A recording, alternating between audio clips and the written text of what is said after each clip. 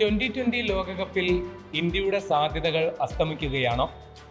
Tournament പാതി വഴി പിന്നിടുമ്പോൾ ഇന്ത്യയുടെ ദൗർബല്യങ്ങൾ എതിരാളികൾ മനഃപ്പാടമാക്കി കഴിഞ്ഞു.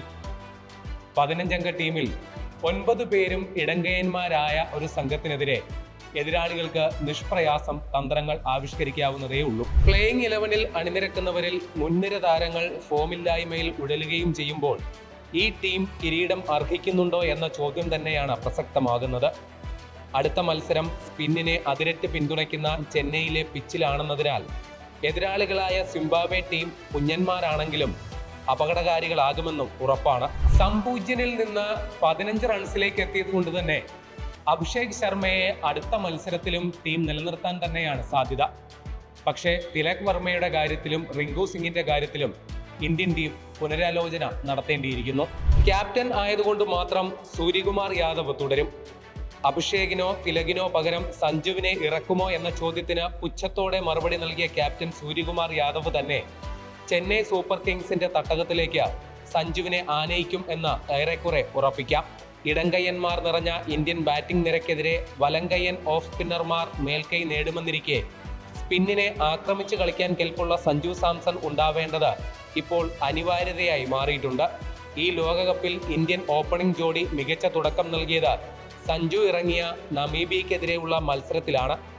8 പന്തിൽ 22 റൺസ് നേടിയ ആ ഇന്നിംഗ്സ് ഹ്രസ്വമായിരുന്നെങ്കിലും അതുണ്ടാക്കിയ ഇമ്പാക്റ്റ് വലുതാണ്.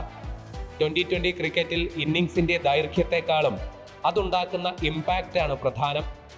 ചെന്നൈ സൂപ്പർ കിങ്സിന്റെ MA ചിദംബരം സ്റ്റേഡിയത്തിൽ സഞ്ജു ഇറങ്ങിയാൽ കിട്ടുന്ന ആരാധക പിന്തുണയും ഇക്കാര്യത്തിൽ നിർണായക ഘടകമാകും.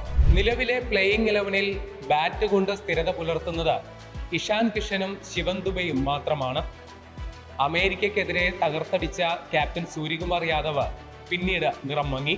തിലക് വർമ്മ റൺ കണ്ടെത്തുന്നുണ്ടെങ്കിലും ഇതിനായി ചിലവാക്കുന്ന പന്തുകളാണ് പ്രശ്നം. ഇന്ത്യൻ ടീം സ്വീകരിച്ചിരിക്കുന്ന തന്ത്രത്തിലെ ഗുരുതര പാളിച്ചയും ഇവിടെ ചൂണ്ടിക്കാണിക്കപ്പെടുന്നുണ്ട്. അക്സർ പട്ടേൽ ടീമിന്റെ വൈസ് ക്യാപ്റ്റനാണെന്നിരിക്കെ അദ്ദേഹത്തിന്റെ അനുഭവ സമ്പത്തും ഓൾറൗണ്ട് മികവും അവഗണിച്ചാണ് കഴിഞ്ഞ 2 മത്സരങ്ങളിൽ വാഷിംഗ്ടൺ സുന്ദറിന് അവസരം നൽകിയത്. ഫിനിഷിംഗിൽ ശിവം ദുബെ തകർത്തടിക്കുമ്പോൾ റിങ്കു സിംഗ് അപ്രസക്തനാവുകയാണ്.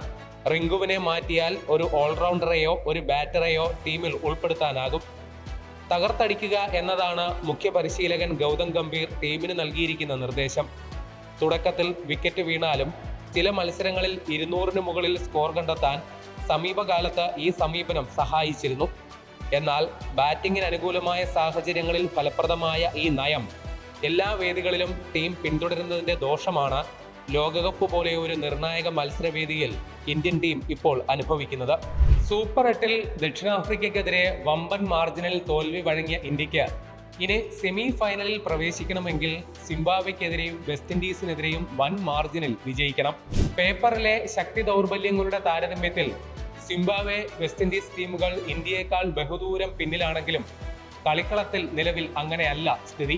പ്രാഥമിക റൗണ്ടിൽ ഓസ്ട്രേലിയയെയും ശ്രീലങ്കയെയും പരാജയപ്പെടുത്തി ഗ്രൂപ്പ് ചാമ്പ്യന്മാരായാണ് സിംബാബ്വെ സൂപ്പർ 8 യോഗ്യത നേടിയത്. പ്രവചനാതീതം എന്ന വാക്കിന്റെ പര്യായമായി മാറിയ വെസ്റ്റ് ഇൻഡീസിനെയും ഇന്ത്യ കരുതിയിരിക്കണം.